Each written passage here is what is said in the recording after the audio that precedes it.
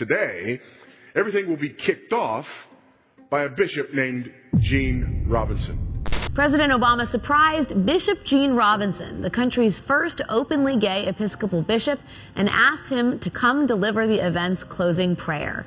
In our country, we will have our morals. We will protect our children. And we are making this law. We are making this law for ourselves. We are making this law for our children. We are making this law for the children of our children. This country will stand firm. And once it passed, I can tell you, Madam Speaker, we are going to reinforce the law enforcement officers to make sure that homosexuals have no space in Uganda.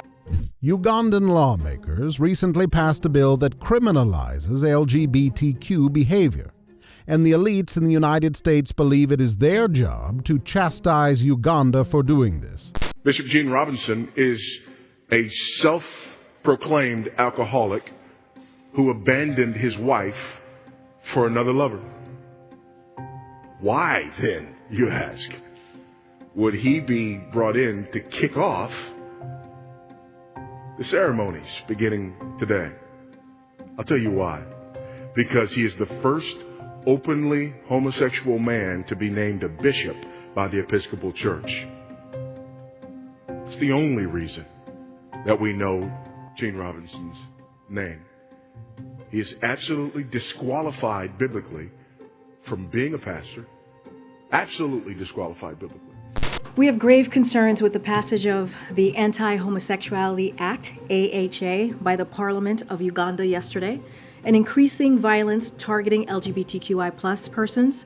If the AHA is signed into law and enacted, it would impinge upon universal human rights, jeopardize progress in the fight against HIV/AIDS, deter tourism and invest in Uganda, and damage Uganda's international reputation. The bill is one of the most extreme anti-LGBTQI+ laws in the world. Human rights are universal. No one should be attacked, imprisoned, or killed simply because of who they are or whom they love. This is the Parliament passing it. It still has some process to go here. We're certainly watching this real closely, and we would have to take a look at whether or not there might be repercussions that we would have to take, perhaps in an economic way, should this law actually get passed and enacted.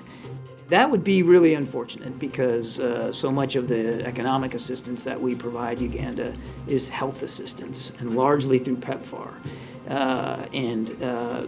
You can see a world in which, a law like this, should it be enacted, would not only, as Karine rightly said, just be devastating to a whole community of people inside Uganda, but if it were to have any kind of an effect on our economic assistance, that would only make that worse. So we'll have to take a look. No decisions. We talked last week about the judgment of God.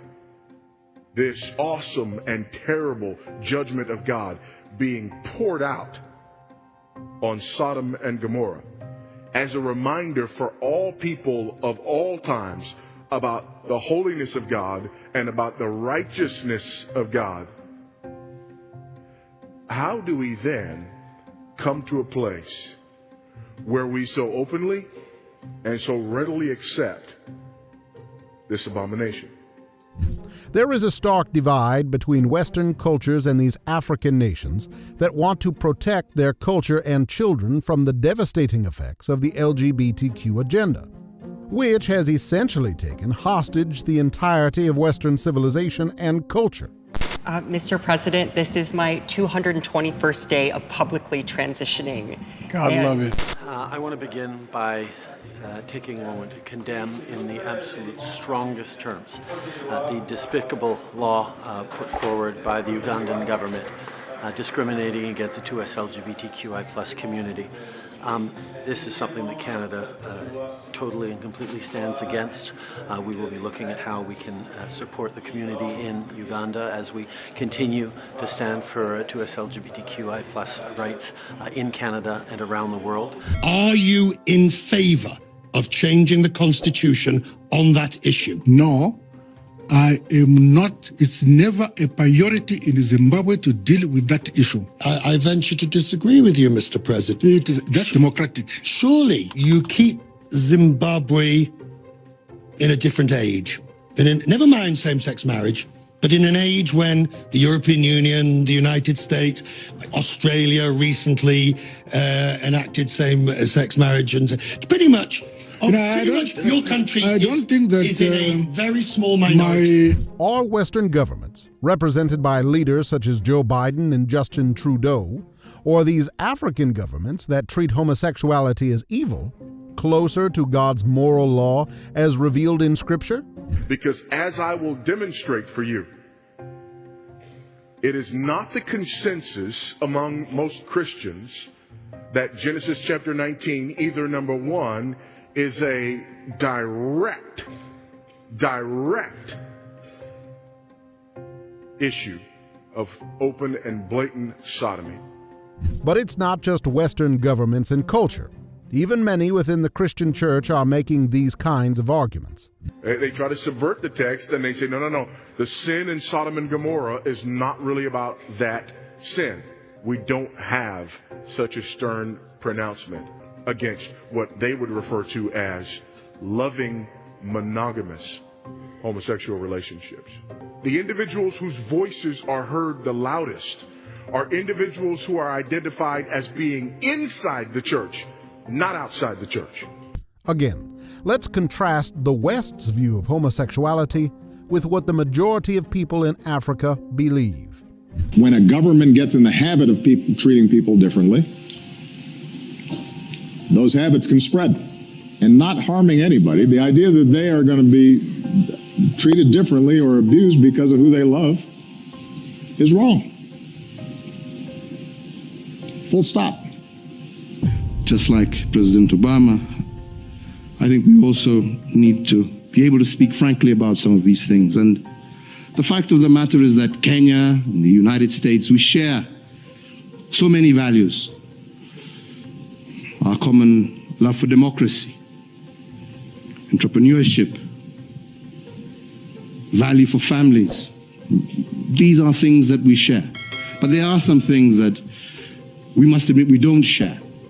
Our culture, our societies don't accept.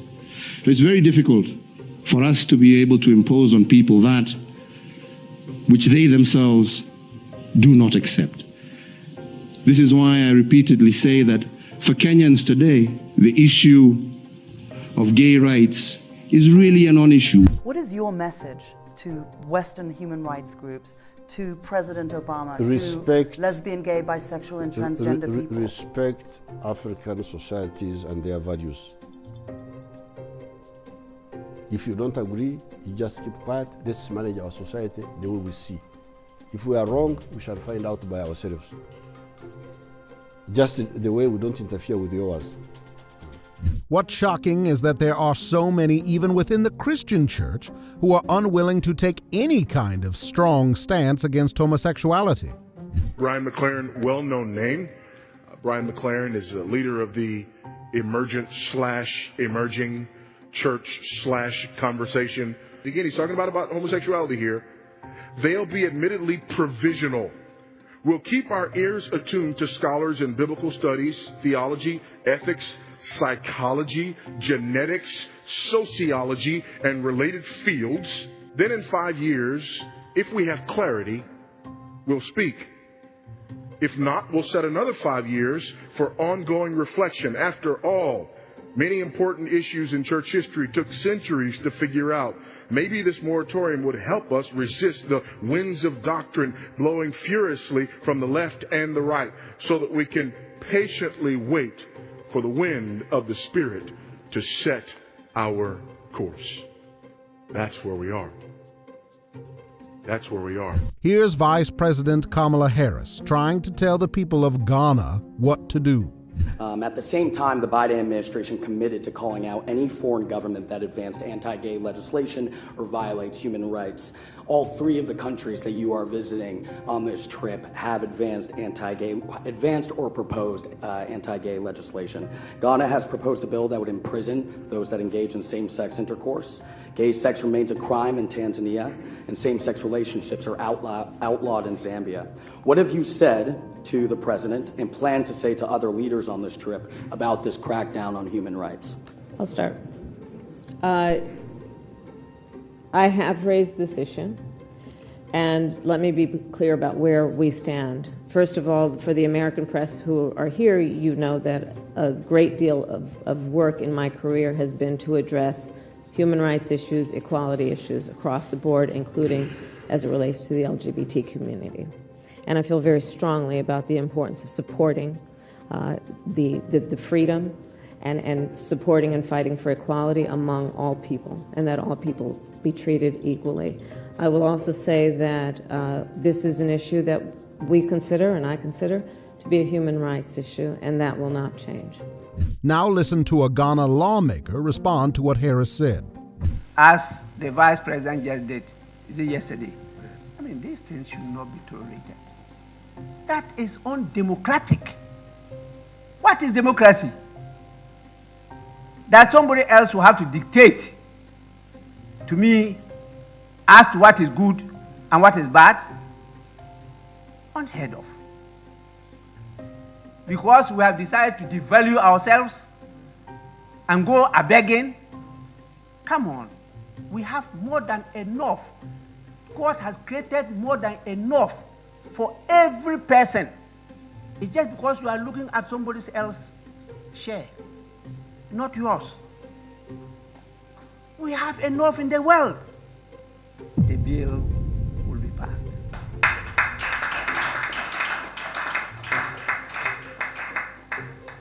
This is the word to His Excellency the President. There is no way he can intervene. That answer he gave. That is now before Parliament. And when he gets to a stage that he will come in. Hey, please. This is legislation. This is not execution.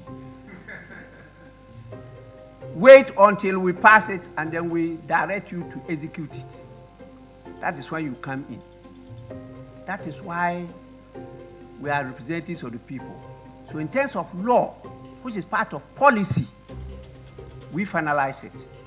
And then the executive now have the authority to implement it, to execute it. Let's get this clear. Once this bill is before here, he is not in charge. I am in charge.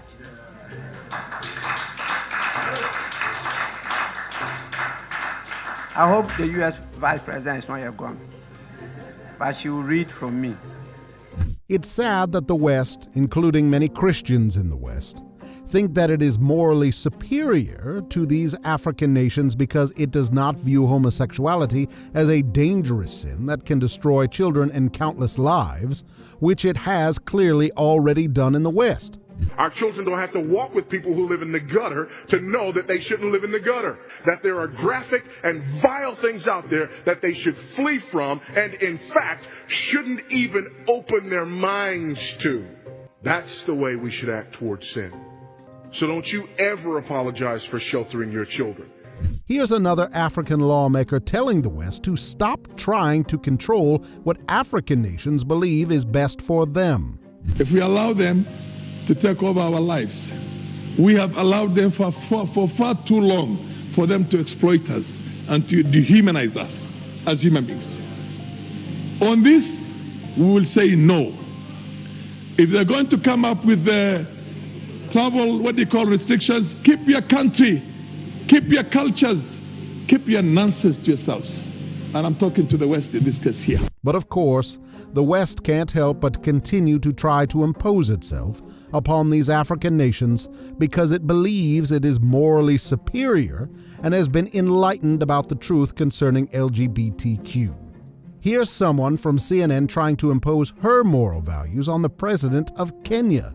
So, I think you're going to get yourself into trouble because what you've categorically just stated is that this is not an issue for us, for the Kenyan people, and you don't think that the idea of their privacy, their equality, their rights is important. This is, but it's a global issue right now. Again, the divide between Western cultures and African cultures is truly vast, and we as Christians need to be able to critically evaluate just how far Western culture has fallen regarding these kinds of sins. We're not just talking about a lot of people. We're not just talking about it becoming culturally acceptable. We're talking about this having infected everyone in the culture except Lot. That's what we're talking about here. It was everywhere. It was everywhere. And that just tells me things can and probably will get worse. Amen? It's never been this bad. Never before, never since was it this bad. Things can get worse. And as Christians, we need to not be tricked into minimizing or excusing what the Bible clearly calls heinous sin. Here's another thing that I want you to note. Virtually everywhere in the New Testament where you read these words about homosexuality, sexual immorality is right there with it. It's grievous. It's heinous. And it is absolutely accepted in our culture. And as Christians, we need to be bold in proclaiming the truth in the midst of a wicked culture that has raised its fist against both God and Christians. I'm afraid for us. Not afraid for me. I know where I'm going. But I'm afraid for us. I love my brothers and sisters. My fellow Americans, absolutely love them. And because of that, I'll continue to preach this truth, regardless of what it costs. Because what we desperately need is not to become more tolerant of what God calls wicked. But what we desperately need is a word from the Lord and individuals who will, without compromise and without venom, proclaim that truth and the gospel, which is the only answer. Thank you so much for watching. If you like these videos and want to help support this channel, the best way to do it is to just watch these videos until the end and click the subscribe button. Thank you so much for your support and encouragement.